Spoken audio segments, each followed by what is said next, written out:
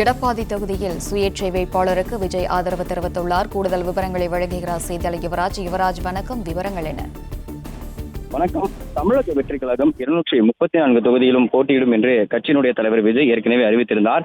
அதன்படி அறிவிக்கப்பட்டிருக்கக்கூடிய 234 தொகுதிகளுக்குமான வேட்பாளர்கள் அவர்களுடைய வேட்பு மனுவை அந்த தொகுதிக்கு உட்பட்ட இடத்தில் தாக்கல் செய்திருந்தனர். அப்படி எடப்பாடி தொகுதியில் தாக்கல் செய்திருக்கக்கூடிய இருவருடைய வேட்பு மனுவும் நிராகரிக்கப்பட்டிருந்ததால் அந்த தொகுதி தமிழக வெற்றி கழகத்தினுடைய சார்பில் போட்டியிடாமல் இருப்பதாக அறிவிக்கப்பட்டிருந்தது.